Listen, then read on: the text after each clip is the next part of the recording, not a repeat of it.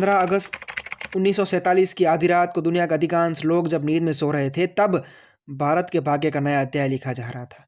और उन दिनों संसद भवन में संविधान सभा की बैठक चल रही थी और संसद के इसी सेंट्रल मॉल में पंडित जवाहरलाल नेहरू ने ट्रस्टी विथ डेस्टिनी नाम से मशहूर आज़ादी का उद्घोषणा भाषण दिया। आखिरकार गुलामी की सदियों पुरानी अंधेरी रात खत्म हुई और आज़ादी के सुनहरे सूरज ने हिंदुस्तान की चौखट पर दस्तक दी। एक नया नवेला मुल्क, हजारों संभावनाएं, कई उम्मीदों के साथ आज़ादी की अंगड़ाई ले रहा था। लेकिन यह खुशी दर्द के साये में सिमट रही थी और देश की छाती पर कभी न मिटने वाली राजनीति की लकीर खींच दी गई। आज़ादी अपने साथ बंटवारे के गहरे जख्म भी लेकर आई थी। भारत और पाकिस्तान अब दो अलग अलग मुल्क बन चुके थे और इसकी कीमत सरहदों के दोनों तरफ के लाखों लोग अपनी जान देकर चुका रहे थे। और इन सब के बीच एक ऐसा शख्स भी था जो बंटवारे का दर्द भी झेल रहा था और अपने भविष्य का नया अध्याय भी लिख रहा था। देखते ही देखते वो शख्स मुकद्दर का सिकंदर बन गया। एक तांगे वाले की हैरान कर देने वाली कामयाबी की कहानी, जो बंटवारे के वक्त सियालकोट पाकिस्तान से भारत आए थे। और वो शख्स हैं महाशय धर्मपाल गुलाटी। आइए जानते हैं महाशय जी की पूरी कहानी। रावलपिंडी पेशावर, हर जगह से काफिले आ रहे थे। लड़कियां ऐसे लाई जा रही थी मानो भेड़ बकरियां हों।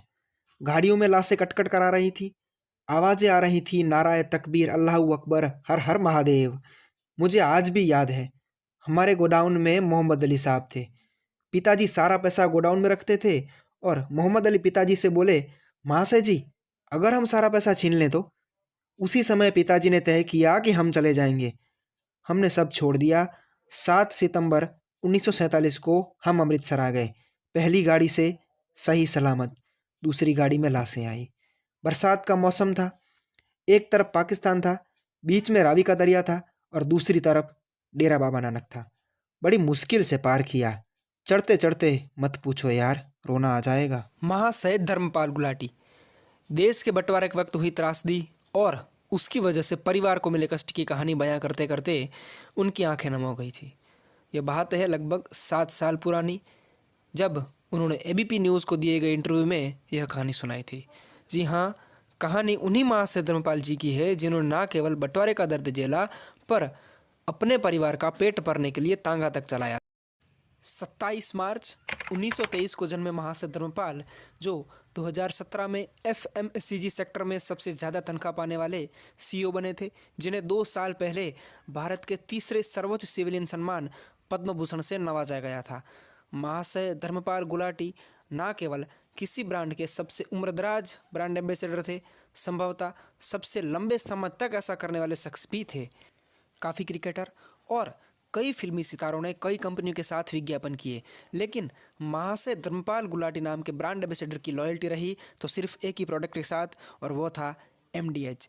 क्योंकि वो ना केवल एमडीएच के ब्रांड एम्बेसडर थे, पर उसके मालिक भी थे।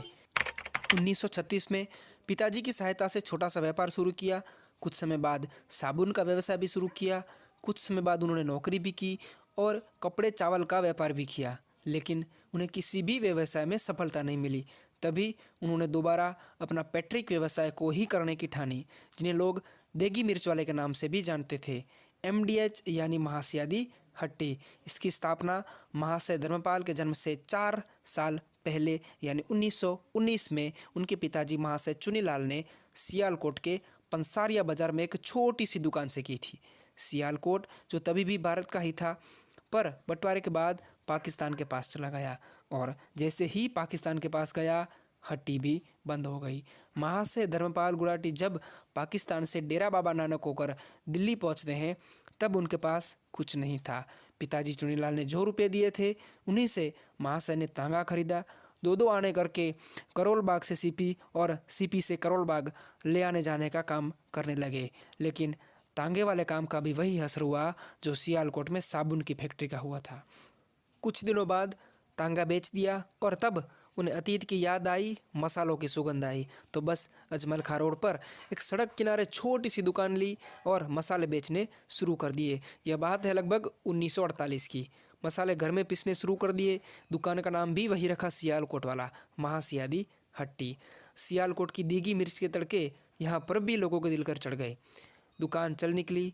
कारोबार अच्छा होने लगा तो चांदनी चौक में एक दुकान किराए पर ली और उसके बाद 1954 में रूपक स्टोर नाम से मसालों का बड़ा स्टोर खोल दिया, जो बाद में अपने भाई को दे दिया। और इसके बाद 1959 में कीर्ति नगर में मसाले पीसने की यूनियन खरीद ली और उसके बाद दिल्ली में MDH की कई ब्रांच खुल गई। भारत और दुबई में ही MDH के 1.5 दर्जन फैक्ट्रियां हैं। दुनिया में 100 से अधिक देशों में उनके मसालों का निर्यात होता है।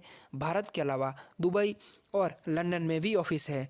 MDH की देगी मिर्च, चाट मसाला और चना मसाला के हर महीने 1 करोड़ से ज़्यादा पैकेट बिक जाते हैं। 18,000 करोड़ के मसालों के बाजार में MDH का दूसरा सबसे बड़ा हिस्सा है।